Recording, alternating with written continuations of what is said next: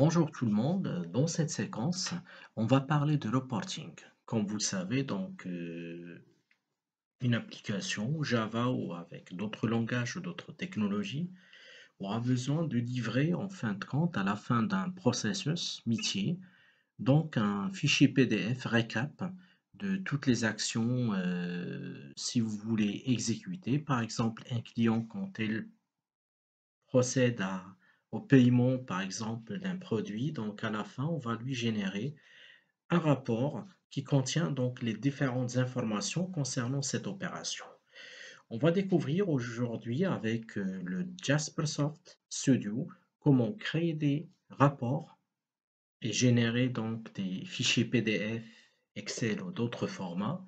Bon, on va voir comment créer des rapports avec des requêtes SQL standard avec des requêtes qui sont paramétrées et par la suite, hein, donc on va assurer ou bien développer une application Java qui fait appel à des rapports. Donc ce qu'il faut retenir avec, si vous voulez, le Jaspersoft pour générer des rapports, bah, on utilise donc un fichier de type GRXML, Jasper Report XML. Ce fichier-là, donc, il sera compilé pour générer donc un rapport sous un format voulu par les utilisateurs. Donc ça peut être Excel, ça peut être HTML, Word, PDF ou d'autres. L'objectif de cette séquence, c'est vous montrer comment créer des rapports en utilisant donc l'outil Jaspersoft. Bah, on peut parler d'un équivalent de cette solution pour la technologie .NET, c'est ce qu'on appelle le Crystal Report. Alors, premier objectif, c'est créer des rapports. Deuxième objectif, assurer une communication entre une application Java et un rapport Jaspersoft et générer donc à partir de l'application un rapport et l'afficher pour l'utilisateur final. Bien sûr, pour générer un rapport, le rapport il contient des données. Donc la première question qui se pose, d'où viennent ces données que vous allez intégrer dans votre rapport? Et quelle est la requête SQL qu'on doit exécuter pour récupérer les données? Pour répondre à ces deux questions, on utilise soit un accès via le GDBC, qu'on a vu auparavant lorsqu'on a parlé à ce qu'on appelle l'accès à une base de données. Soit on utilise d'autres ressources, ça peut être un fichier XML, ça peut être un fichier CSV, ça peut être un fichier JSON, ainsi de suite. Alors, le premier atelier qu'on va mettre en place, je vais vous montrer comment créer un rapport qui permet d'afficher tous les enregistrements d'une table. Alors pour ce faire, je vais demander de lancer votre serveur base de données MySQL. Souvent on travaille avec XAMPP. Je vais lancer la page principale. Donc je vais créer une base de données. Je vais l'appeler par exemple entreprise. Et dans cette base de données, je vais créer une table qui s'appelle employee avec trois champs ID, le nom qui est de type varchar avec une taille 20 et le salaire qui est de type float. La clé primaire, donc, c'est notre variable, bien notre champ ID.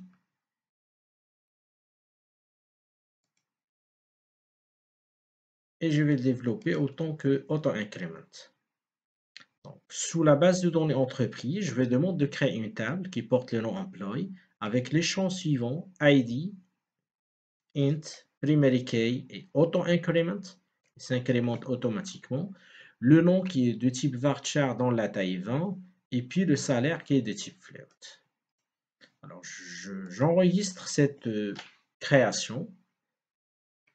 Voilà notre table qui se compose de trois arguments, ID, nom et salaire. L'ID, c'est la clé primaire et il dispose de, si vous voulez, de la contrainte auto-increment.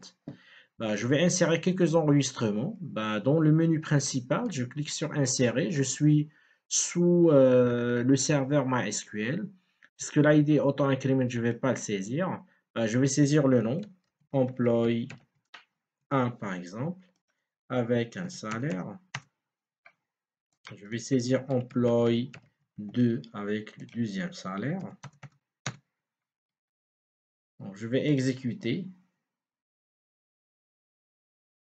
Automatiquement, il vient d'insérer deux enregistrements. Il me donne le code SQL équivalent. Je rajoute le troisième champ, le troisième enregistrement plutôt, donc employé 3, avec le salaire suivant. Si je clique maintenant sur parcourir, notre base de données porte le nom Enterprise et qui dispose d'une seule table pour le moment employé avec les champs ID, nom et salaire et avec les enregistrements suivants, à savoir 1, 2 et 3. Notre base de données elle est là. L'étape suivante, c'est créer un rapport qui va afficher toutes les informations de cette table. En quelque sorte, on va exécuter la requête select. Alors pour ce faire, je vous demande de télécharger le Jasper Studio. Donc la dernière version, c'est la version 6.20.0. On va lancer notre éditeur si vous voulez.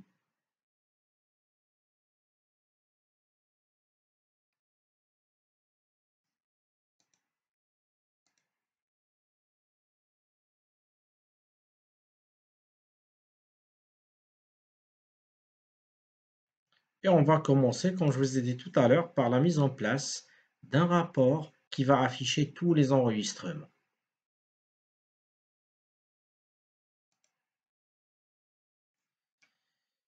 Alors, pour ce faire, sous donc la fenêtre principale de Jaspersoft Studio, donc je vais lui demander de m'accompagner lors de la création de mon rapport. Du coup, je lui demande d'aller vers le menu principal File, New, et là je demande un Jasper Report. Ici, donc, il veut dans des templates. Vous pouvez choisir la template qui correspond bien à votre, si vous voulez, rapport. Donc, on va choisir pour le moment le blank A4, Next. Il va donner un nom à notre, si vous voulez, rapport. Donc, on va l'appeler Employees.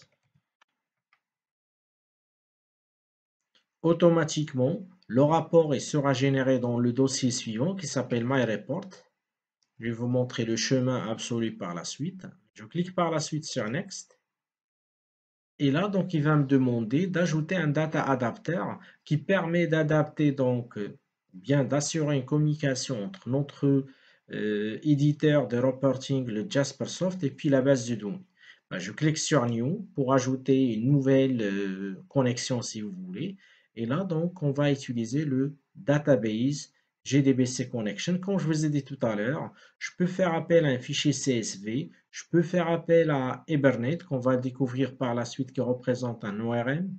On peut utiliser donc des JSON, ainsi de suite. Donc, je vais choisir Database GDBC Connection. Une fois que je clique sur Next, il va me donner le driver suivant. Donc, je vais l'appeler con1 par exemple. Et là, donc, je vais choisir le driver MySQL puisque ma base de données, c'est la base de données MySQL. Voilà, donc je vais prendre celui-là. Le nom de la base, comme je vous ai montré tout à l'heure, c'est entreprise. Le système n'est pas, ou bien le langage SQL n'est pas sensible à la casse. Le nom diffusateur qu'on utilise souvent depuis la séquence autour des concepts d'accès aux bases de données, c'est root et sans aucun mot de passe. Là, je vous demande de remarquer, lors de la création de votre connexion, ici, donc, vous avez des onglets que vous pouvez utiliser. On peut ajouter des propriétés pour la connexion.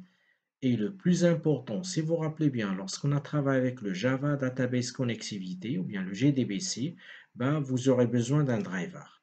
Alors, je clique sur Driver Class Path. Et là, je vais ajouter le même driver que je vous ai montré lorsqu'on a parlé de techniques d'accès aux bases de données. Alors, je clique sur Ajouter. J'ai une version MySQL 8. Du coup, j'aurais dû faire la chose suivante. Je vais aller vers Lib. Je vais charger ce driver-là, MySQL Connector Java. Avant d'aller plus loin, je vais tester la connexion. Donc, je clique sur Test. Si tout ça se passe bien, vous aurez le message Successful. C'est-à-dire que là, je suis en train de créer un nouveau adapteur, le CON1, qui pointe sur la base, comme je vous ai dit tout à l'heure, Enterprise, autant qu'utilisateur root qui dispose d'aucun mot de passe. Et là, il ne faut pas oublier donc d'intégrer le jar correspondant et de tester la connexion par la suite. Je clique par la suite sur Finish, Next.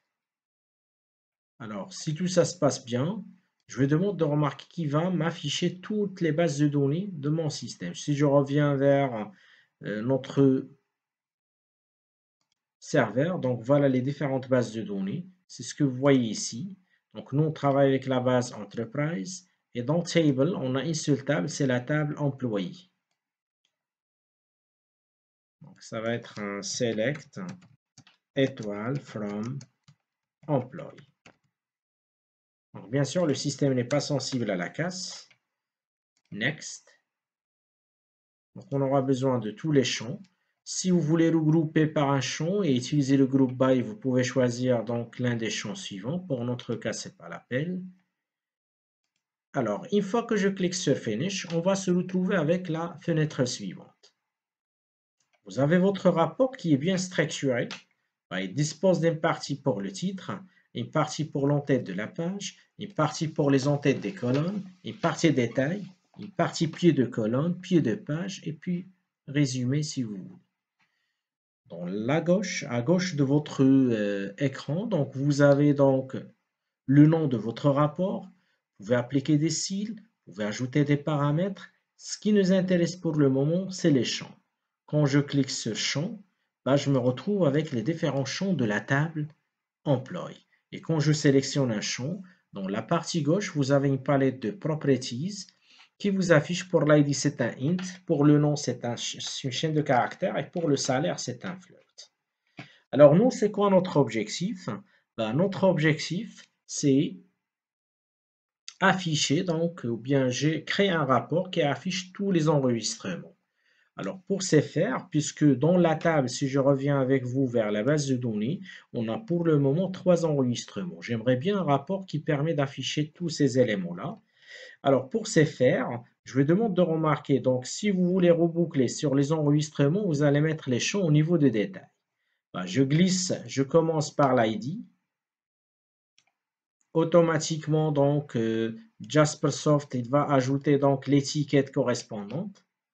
Donc, dans la partie en tête de colonne. Et là, je vous demande de remarquer la présence d'une expression de l'art F. Donc, le F, ça vient de field, champ. Et entre accolades aux ventes fermantes, le nom du champ. J'ajoute juste à côté donc le nom. Et puis, par la suite, le salaire.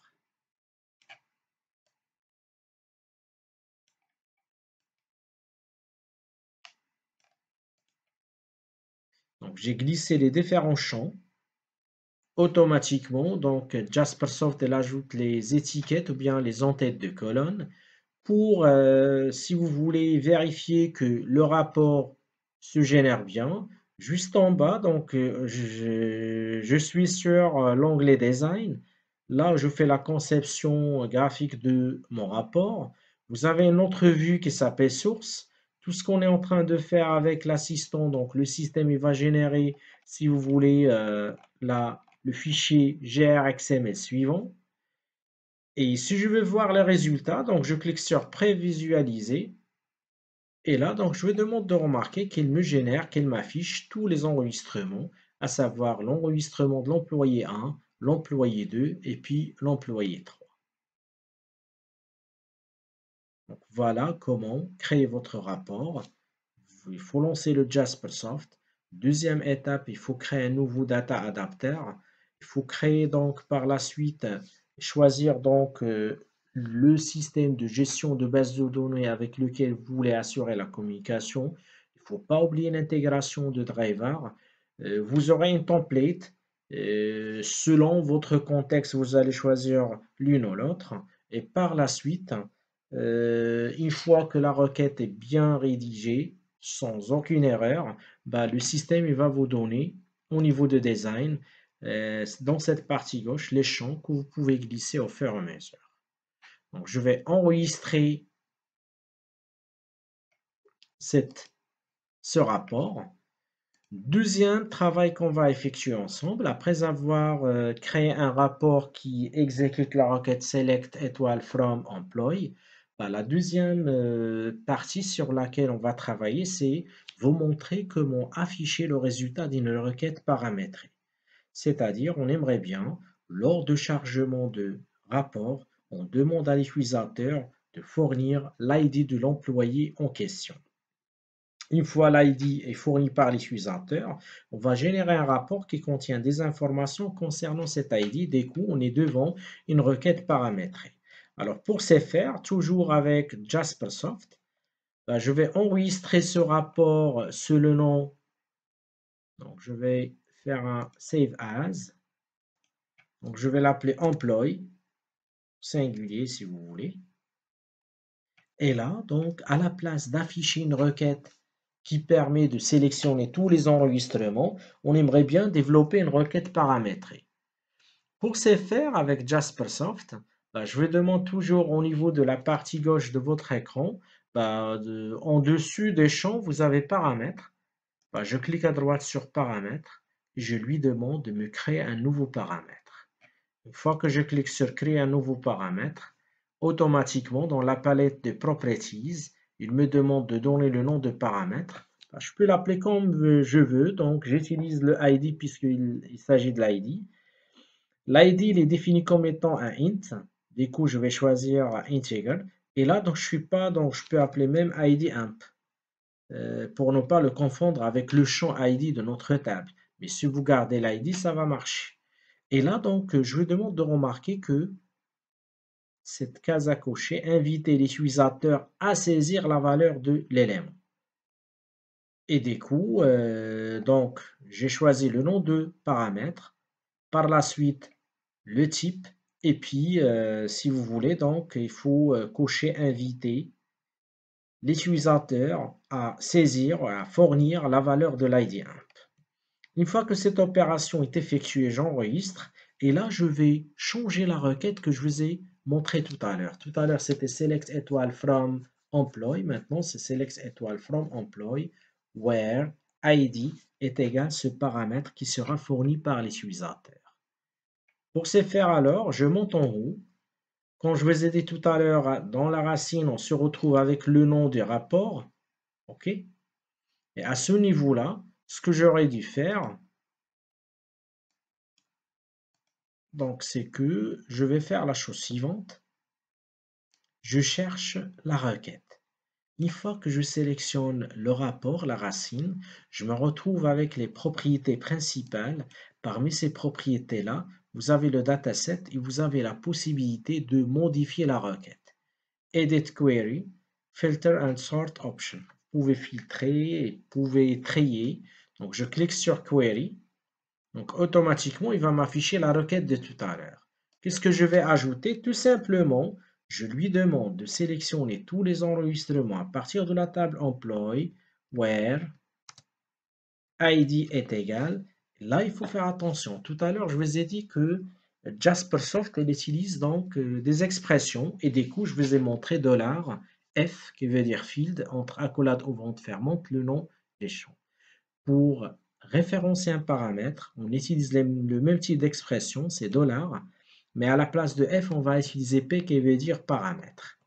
Et à l'intérieur, entre accolade ouvrante fermante, je fais appel à ID imp. Voilà. Je clique sur OK. J'enregistre. Je lui demande de cliquer par la suite sur Prévisualiser. Alors, je crois que le problème, ça vient du fait que le système n'a pas pu faire, si vous voulez, référence à notre élément en question. Du coup, je reviens ici. J'efface ce paramètre, cette instruction que je viens de faire. Parce que tout à l'heure, quand j'ai changé donc je reviens ici. Normalement, il faut que le système m'affiche employé plutôt que employees, puisque là, j'ai changé carrément. Alors, pourquoi il ne le fait pas?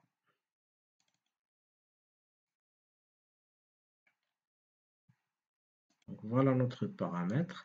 Sauf qu'ici, donc, le système est toujours, il pointe sur l'ancien rapport. Alors, pour ce faire, on va faciliter la tâche. Ce que je vais faire par la suite, je vais créer un nouveau rapport. Alors, donc, je vais l'appeler imp, par exemple. Je vais travailler sur con 1. Je vais prendre la table employé. Alors, select étoile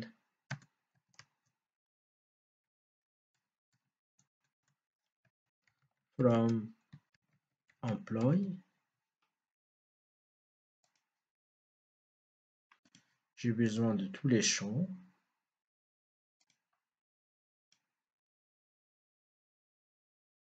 C'est ça ce que je vais dire tout à l'heure, c'est que malgré tout à l'heure que j'ai changé employees par employee, bah, le système il a gardé une trace de l'ancien rapport. Du coup, pour débloquer la situation, bah, on travaille sur un nouveau rapport.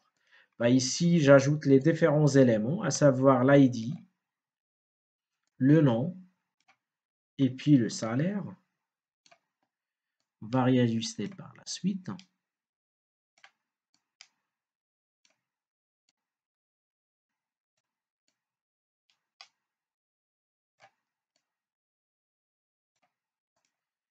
Quand je prévisualise maintenant, il va m'afficher tous les enregistrements.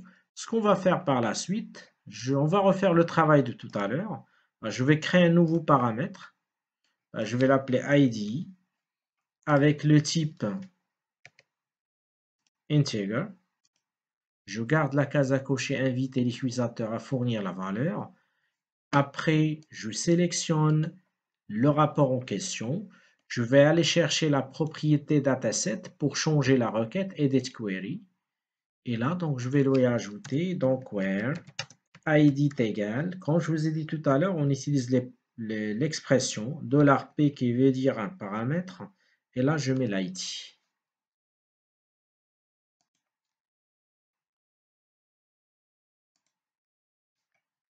Alors, je vais vérifier que l'id est déjà là. Voilà.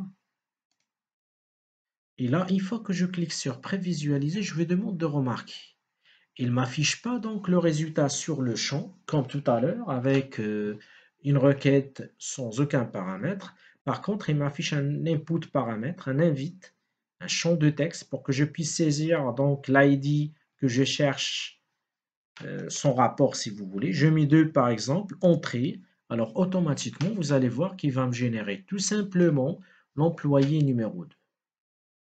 Et c'est ça donc la différence entre cette opération et l'autre que je vous ai montré tout à l'heure. C'est-à-dire maintenant, on se retrouve avec deux rapports. Le premier rapport, il permet de sélectionner puis de générer un fichier qui contient tous les éléments de la table. Et le deuxième, donc, il se base sur une requête paramétrée. Pour ce faire, je vous ai demandé d'ajouter un paramètre qui porte le nom l'ID, qui dispose de type integer et de cocher inviter l'utilisateur à fournir la valeur. Puis, je vous ai demandé de cliquer sur la racine de votre rapport et dans Edit Query, donc on a ajouté le where, id est égal, et là on a rajouté $p qui veut dire paramètre, et puis l'id. Automatiquement, le système nous a demandé de saisir la valeur de l'élément en question. Alors, je ferme ici. Donc, pour le premier atelier, deuxième atelier, donc l'objectif est atteint, c'est que créer un rapport avec tous les enregistrements, créer un rapport personnalisé ou bien paramétré. On passe maintenant à l'étape suivante. Donc, pour l'atelier 3, on va développer ensemble une application Java qui va nous permettre de charger un rapport à partir de GRXML, à partir de Jaspersoft. Alors, pour ce faire, on va suivre la démarche suivante. Donc, premièrement, il faut créer un projet On va créer un projet Maven. On va charger les pilotes, ou bien les drivers, ou bien les dépendances nécessaires. On va créer donc les différentes classes. On va créer une classe connexion et puis une classe manager si vous voulez. On va établir la connexion avec la base de données, Enterprise et plus précisément la table Employee. On va charger et compiler l'état, sachant que pour le moment on a deux états. On a donc Employees et on a emp.grxml. Donc cet état-là, il faut la charger dans un premier temps. Par la suite, il faut la compiler pour corriger toutes les erreurs et les avertissements au niveau de l'état. Une fois qu'elle est compilée, donc s'il s'agit d'une requête paramétrée, il faut envoyer les paramètres. Puis il faut exécuter l'état. Et par la suite, il faut créer le rapport au format voulu. Ça peut être PDF, Excel ou d'autres. Donc on va voir pour le PDF. Et puis on va ouvrir l'état pour les utilisateurs. Je vous demande de basculer vers Eclipse. Donc on va créer notre projet. Donc, sur le menu principal File, New, Maven Project. Je vais choisir un projet Simple Project.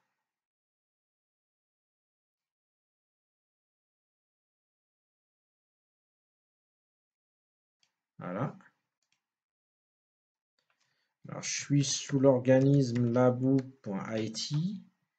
Le nom de projet, donc on va l'appeler Jasper Soft Project.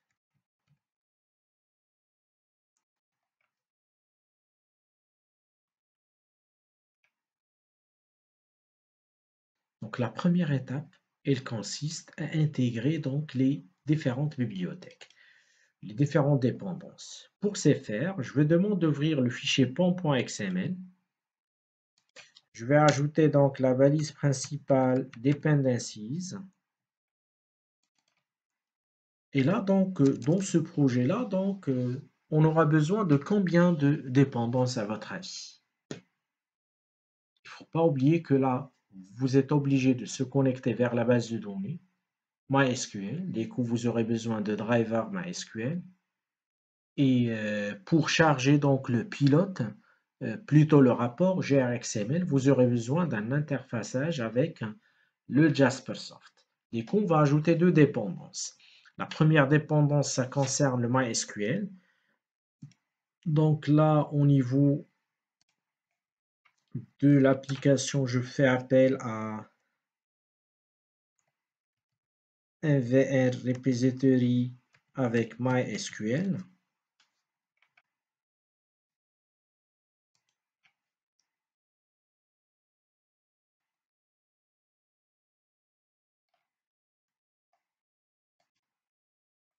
Donc, je fais appel à la version 8. C'est cette dépendance qu'on a utilisée auparavant. Et pour chaque dépendance, on aura besoin des éléments suivants.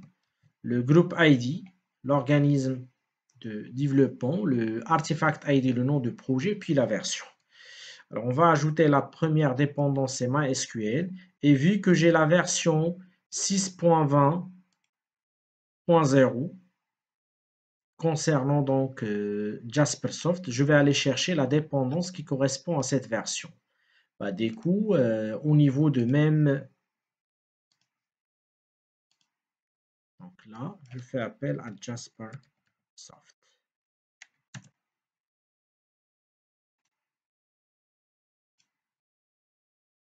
Donc, voilà la version 20.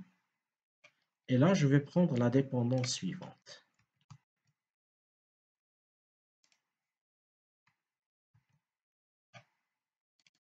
Alors, j'enregistre.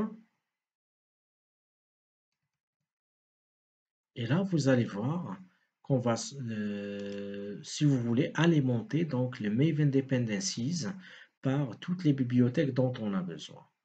Le MySQL nous a chargé MySQL et puis protobuf pour le buffer. Et pour le Jaspersoft, donc il a donc chargé le jar principal avec tous les autres jars dont il a besoin pour mettre en place, si vous voulez, donc notre application, bien notre interfaçage avec le MySQL. Alors pour le moment, on est arrivé à la situation suivante. Je vous ai montré comment créer votre projet Maven et comment charger les pilotes nécessaires. On va créer maintenant les classes. Pour ce faire, au niveau de src main Java, donc je vais créer la première classe au niveau d'un package qui s'appelle DAO. On va l'appeler connexion par exemple. La deuxième classe, c'est la classe manager dans un package qu'on va l'appeler service par exemple. Et la dernière classe, c'est la classe démo dans un package démo avec la méthode public static void main. Voilà la structure donc de notre application. On va commencer par la mise en place de la classe connexion et puis on va basculer vers les autres classes, à savoir la classe manager et puis la classe démo. Pour la classe connexion, j'ai besoin tout simplement d'une méthode qui retourne la connexion. Du coup, à ce niveau-là, je déclare une variable de type connection qui fait appel à Java SQL. Au niveau de constructeur,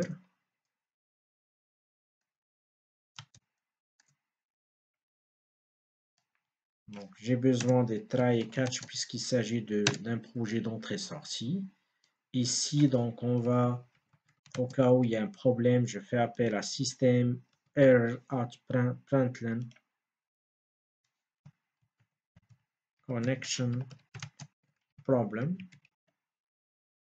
Donc, je vais agrandir la fenêtre.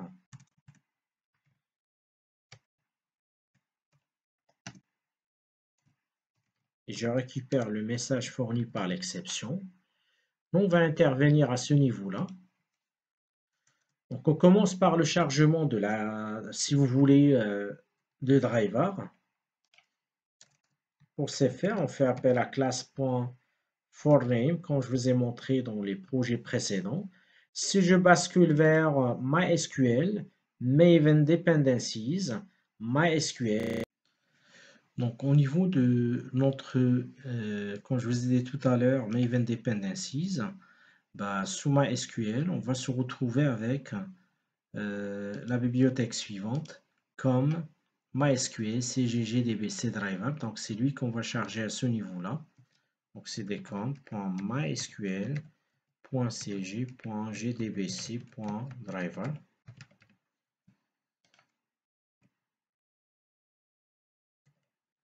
Et puis notre con, il fait appel à Driver Manager.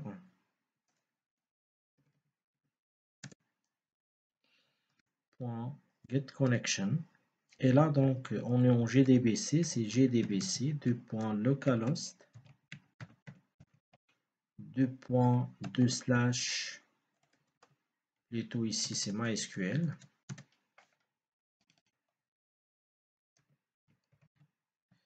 Le nom du serveur, donc, c'est localhost, 2.3306.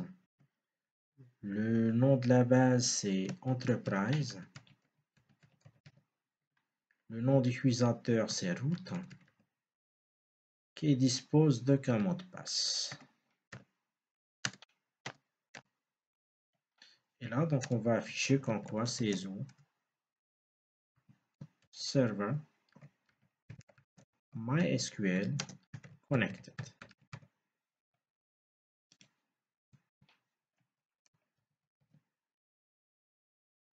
Puis donc je vais développer le getter de cette méthode. Donc je clique sur source, add getters, generate getters and setters. On a un seul attribut, une seule propriété, le con. Je vais développer la méthode getCon qui permet de retourner la connexion en question. Donc voilà pour la classe connexion. Maintenant on va basculer vers la classe manager. C'est là on va générer donc notre rapport. Et avant de se faire, donc je reviens avec vous vers Jaspersoft. Donc je vais identifier, donc je vais tout enregistrer. Je clique sur File, export, les rapports, des templates rapports si vous voulez. Et là, je vais demander de remarquer qu'il y a un workspace, un espace de travail fourni par Jaspersoft, là où il met les différents rapports. Donc, on va accéder à cet emplacement.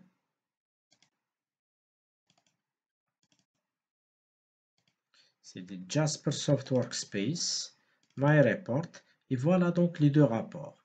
Donc on a le rapport AMP, que je vous ai montré tout à l'heure, et le rapport Employees. Je vais récupérer ces deux rapports, ce format GRXML. Je reviens vers Eclipse. Je vais identifier l'emplacement de mon projet. Du coup, je clique à droite sur la racine des projets. Properties. Donc, voilà le chemin des projets. Donc, je clique sur ce bouton-là pour accéder à l'emplacement de projet. Donc, voilà mon projet Jaspersoft Project. Et là, donc, je mets les deux fichiers GRXML à ce niveau-là. On va commencer par le premier, puis je vais vous montrer le deuxième. Si on revient vers la présentation, l'établissement de la connexion est déjà effectué. Maintenant, donc, il faut mettre en place les tâches suivantes. Premièrement, il faut charger la compila, il faut charger l'état ou bien le rapport GRXML. Par la suite, donc, il faut le compiler. Une fois la compilation est finalisée, on passe à un autre stade. C'est l'envoi des paramètres. Pour le premier cas, donc, on n'a aucun paramètre puisqu'on va exécuter select all. Et puis la deuxième étape, donc on va commencer dans un premier temps. Je reviens vers Eclipse, plus précisément vers la classe manager. C'est à ce niveau-là donc on va développer la méthode suivante. Donc on va développer une méthode public void get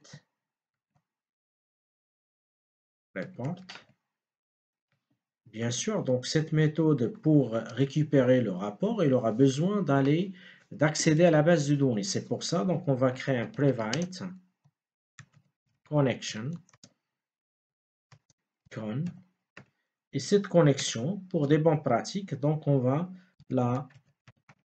l'initialiser au niveau de constructeur de manager. On va lui dire, lors de la création d'un objet manager, il faut créer donc la classe connexion. Alors la première étape, comme je vous ai dit tout à l'heure, selon notre présentation, c'est le chargement et la compilation de rapports. Donc ici, je commence par le chargement et la compilation du rapport. Il ne faut pas oublier tout à l'heure que après avoir créé le projet, donc on a ajouté la dépendance MySQL pour assurer la communication avec la base de données. Et par la suite, on a ajouté donc la dépendance Jaspersoft qui va nous fournir un ensemble de classes qui vont nous permettre de manipuler le fichier GRXML. Alors, pour charger votre rapport, donc on va utiliser un Jasper Design qui fait appel à un NetCF Jasper Report. On va l'appeler Jasper Design si vous voulez. Alors, le fichier fourni par Jaspersoft, il est de quel type? Si vous vous rappelez bien, c'est un fichier de type GRXML. Bien sûr, donc, ici, il ne faut pas oublier les try et les catch. Du coup, j'aurais dû faire la chose suivante dès le départ. Et je mets donc les instructions à l'intérieur. Ici, donc, j'affiche comme quoi il y a un problème avec system error. Donc, problem report. Et là, je demande au système de me donner donc le détail des bugs ou bien de l'exception. Alors, le fichier, comme je vous ai dit tout à l'heure, c'est un fichier de type GRXML. Du coup, je fais appel à GRXML loader. Je fais appel précisément à la méthode load qui attend un fichier. Je vous ai dit tout à l'heure, si je reviens vers le projet, les deux fichiers, je les ai ajoutés au niveau de la racine. Du coup, à ce niveau-là, donc je fais appel à mon premier fichier qui porte le nom. Donc, je vais vérifier le nom tout de suite. C'est employee. Donc, je vais prendre ce fichier-là. Donc, voilà, donc la première étape, c'est le chargement de votre rapport Jaspersoft. Alors, la deuxième étape, c'est la compilation de votre rapport. Et pour compiler le rapport, donc je vais utiliser un Jasper Report qui fait appel à la bibliothèque qu'on a ajoutée tout à l'heure. Et là, donc je fais appel à une classe qui préoccupe de la compilation et qui gère la compilation. C'est ce qu'on appelle le Jasper Compile Manager. Je lui demande de faire appel à la méthode CompileReport et je lui donne le rapport chargé qui est sur le fichier que j'ai créé tout à l'heure, Jasper Design. Donc la première, il permet de charger donc l'état ou bien le rapport qui est ce format GRXML. La deuxième, quant à lui, ce fichier qui est chargé déjà, donc il va la compiler. Alors la deuxième étape, dans un premier temps, on va travailler avec un état sans paramètres. C'est l'exécution des rapports si vous voulez. Donc ici, c'est l'exécution du rapport. Et à ce niveau-là, donc on va utiliser un Jasper Print, puisqu'en fin de compte, on aura besoin de générer donc un fichier. Là, on imprime les différentes données. Je vais l'appeler Jasper Print, qui fait appel à Jasper File Manager. Et là, donc, ce paramètre, je vous demande de remarquer que cette méthode dispose de trois paramètres. Le premier paramètre, c'est le rapport compilé. Le deuxième paramètre, c'est les paramètres envoyés à votre rapport. Pour notre cas, c'est nul. Et le troisième paramètre, c'est la connexion. Donc, je fais appel à File Report. Le premier paramètre, ça va être un Jasper Report. Le deuxième paramètre, c'est nul. Et le troisième paramètre, c'est la connexion. Du coup, je fais appel à con.getCon que j'ai créé tout à l'heure. Alors, l'étape suivante, c'est générer le rapport dans un format voulu. On peut dire génération du rapport format PDF. Et à ce niveau-là, je fais appel à une classe qui permet d'exporter donc le rapport sous le format voulu, donc Jasper Export Manager, et je fais appel à la méthode. Et là, je vais demander de remarquer que je peux exporter vers HTML file, vers PDF file, vers XML, ainsi de suite. Alors, je vais choisir pour le moment un fichier de type PDF. Donc, c'est des PDF files. Et là, je donne deux paramètres, le Jasper Print et juste à côté le nom de fichier. Donc, je lui demande de générer un fichier qui s'appelle employees.pdf.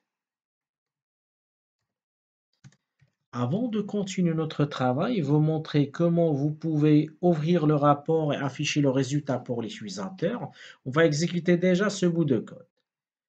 Alors, on va voir pourquoi il nous génère ce problème.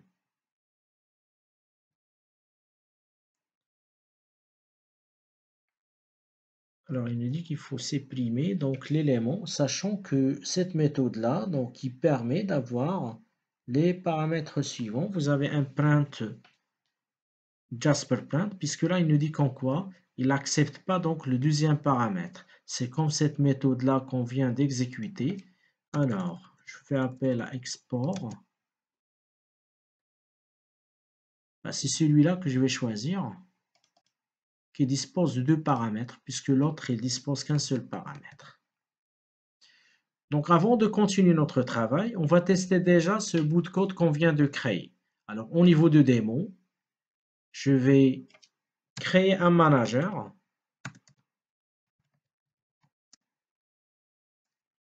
qui appartient aux bibliothèques ou bien au package service.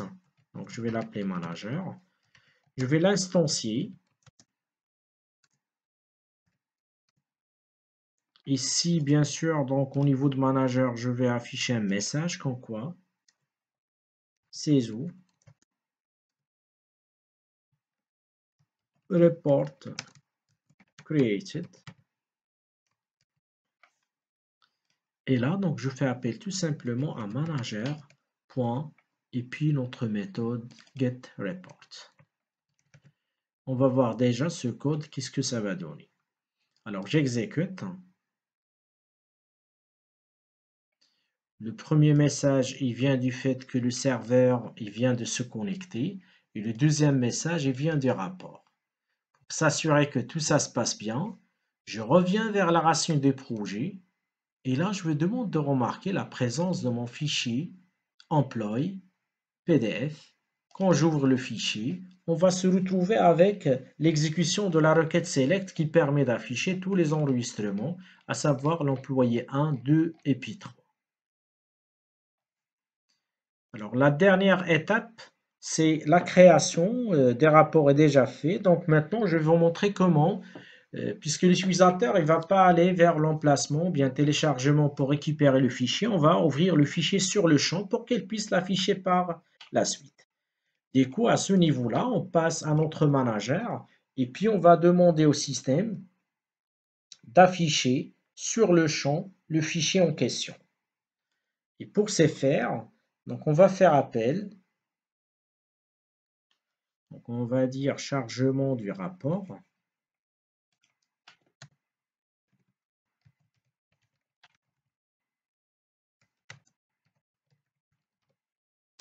Et à ce niveau-là, donc on fait appel à une classe prédéfinie dans le Java AWT qui s'appelle desktop. Donc je vais l'appeler run par exemple, est égal à desktop.getDesktop, puisque le rapport sera généré sur la machine de client. Et là, on va lui demander d'ouvrir le fichier en question. Donc ouvrir un new file.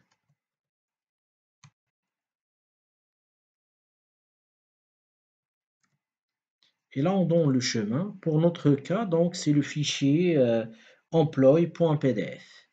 Donc c'est employee.pdf.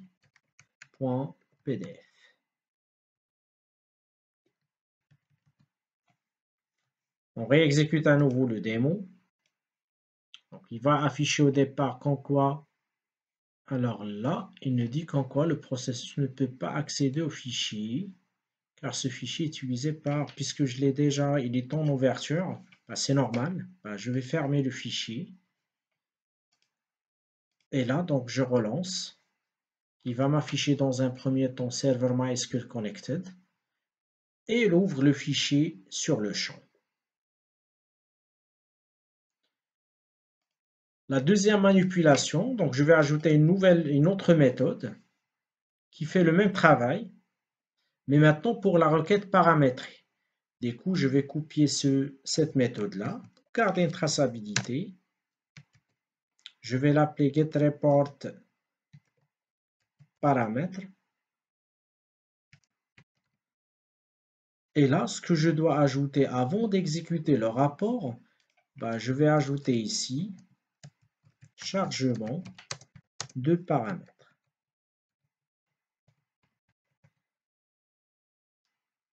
Donc, j'aurai besoin de l'ID. Du coup, je vais ajouter donc un attribut de type ID. Et pour le chargement de paramètres, on aura besoin d'un structure qui permet d'avoir une clé et puis une valeur.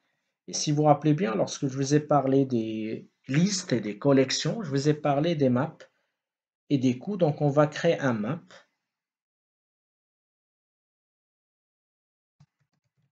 qui fait partie de java.etude.étoile. Donc, le key, ça va être une chaîne de caractères. Et puis, pour l'ID, ça va être la valeur, ça va être un object. Donc, on va l'appeler paramètre, par exemple. On fait appel, puisque le map, c'est une interface, on va l'implémenter sous un hash map.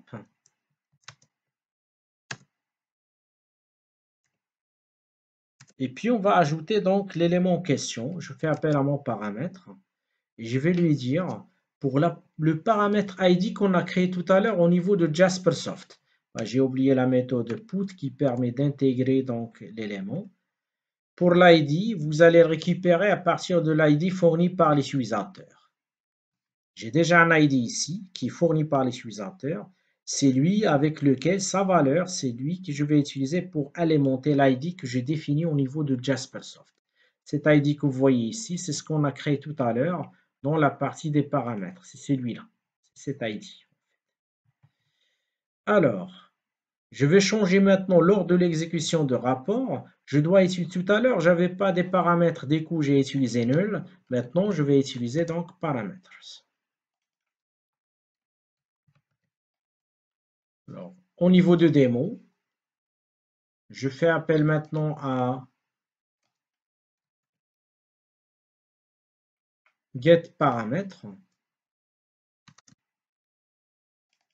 Et là, je donne l'ID, je lui donne 2 par exemple. Et on va voir qu'est-ce que ça donne. Alors là, je vous demande de remarquer, il nous a tout chargé. C'est normal puisqu'on n'a pas changé donc le rapport. Je reviens avec vous ici. Le deuxième rapport que je vous ai montré tout à l'heure, ici donc c'est le rapport imp. Alors, je réexécute le démo.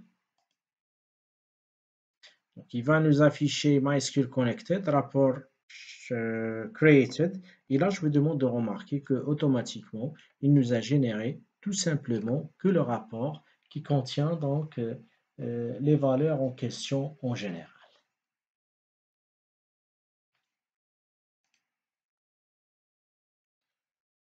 Donc voilà, cette séquence a pour but de vous montrer comment créer des rapports avec Jaspersoft et comment développer une application Java qui permet de charger donc le rapport. Pour aller plus loin, vous pouvez même intégrer donc des représentations graphiques de vos données et vous pouvez faire appel à ces différentes, si vous voulez, représentations à l'aide de votre application Java. Si vous avez des questions, n'hésitez pas à les poser en dessous de la vidéo.